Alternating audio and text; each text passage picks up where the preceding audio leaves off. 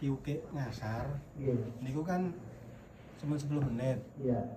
Nah itu kalau untuk turun aja itu hampir 5 menit. Nah itu kan nggak cukup. Nah kami itu biasanya sama teman-teman tuh kami gabung jamak takdim di waktu duhur. Duhurnya masih lama istilahnya. Duhurnya pas duhur. Jadi pas makan siang. Jadi ngasar itu kami gabung di waktu duhur. Ngoten niku pripun? Oke, siap. Terima kasih. Ini bagian saya juga dapat banyak informasi seperti itu. Kalau bekerjanya sampai selesai waktu sholat asar nggak nutut ya? Biasanya bekerjanya sampai jam berapa? Waktu sholat asarnya sudah habis atau gimana? Kalau itu malah belum waktu asar. Belum asar. Biasanya rata-rata lembur itu sampai maghrib. Jadi giri-giri waktunya. Oh, mepet maghrib. Oke, siap. Itu setiap hari kayak giri-giri saya. Setiap hari atau? Boten. Kalau musim dingin pasti. Kalau PJ itu baru tidak digabung. Oke, siap. Kurang jam 5. Kurang jam 5 aman, sholatnya masih bisa ya. Kalau waktu tertentu yang memang ya. Ada hasil diskusi atau bahasa di pesantren itu bahasa masail itu di Belgia kasusnya kurang lebih sama tapi konteksnya beda. Itu ketika summer atau musim musim panas ini itu maghribnya itu sekitar jam 10 kalau nggak salah, isaknya itu jam 11, kemudian subuhnya itu jam 2 atau jam 3 ceritanya gitu. Itu di Belgia. Kebetulan saya punya teman S3 Belgia cerita. Saya sebelum kesini kan coba tanya kasus di sana seperti apa. Sehingga ulama di sana berfatwa maghrib dan isya-nya itu dijamak. Setiap summer itu dijamak. Jadi maghribnya jam 10 ya, saya lupa jam persisnya jam 10 itu dijamak takdim. Kemudian dengan isya. Kemudian nanti kan nggak berapa lama lagi subuh ya, nggak berapa lama lagi subuh. Karena kalau nunggu isya itu tidurnya mungkin cuma 3 atau 2 jam, dan itu sudah jadi fatwa.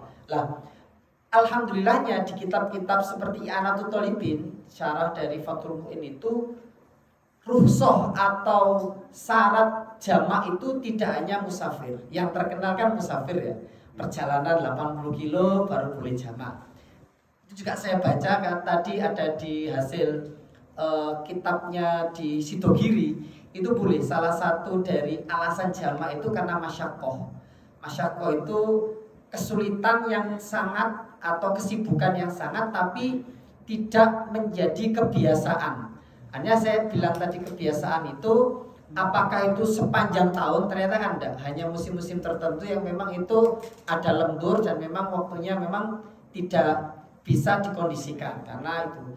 Lah untuk sholatnya yang paling mungkin apa? Kalau memang dijamak takdim, sholat duhur dan asarnya dikerjakan di waktu duhur itu masih memungkinkan dikerjakan. Cuma menurut saya kalau bisa jangan kosor. Jangan kosor. Tetap duhur 4 rakaat, asar 4 rakaat. Karena kalau kosor atau meringkas sholat asalnya 4 jadi 2 itu harus dengan alasan yang cukup detail, misalnya harus perjalanan. Jadi tetap 4 dan 4 di waktu sholat duhur niatnya jamak takdim, sah dan aman. Itu namanya rukhsah. Dan memang fikih aqliyat itu memang membahas detail-detail seperti itu. Bahkan ada kasus kalau saya kemarin diskusi itu tidak memungkinkan untuk sholat karena apa? Karena dia bekerja di misalnya di kandang babi. Kan ada ya, di peternakan yang memang bajunya itu najis. Itu nanti bisa namanya sholat dihormatil waktu.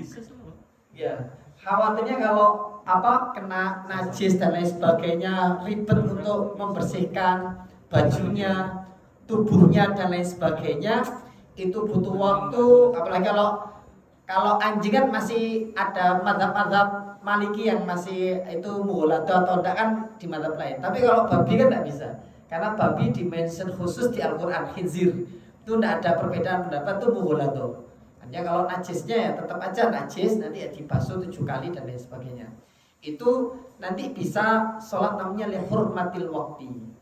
Hurmatil waktu itu sholat asar pada umumnya, pada waktu sholat asar ya 4 rakaat di waktu sholat asar. Tapi nanti setelah longgar waktunya, setelah bisa bersuci, bisa menyempurnakan syarat dan rukunnya, nanti dikodok lagi sholatnya asar 4 rakaat. Intinya kasus seperti panjenengan tadi aman, sholat zuhurnya dan asar bisa dijamak takdim di waktu sholat zuhur itu sah, tidak perlu dikodok.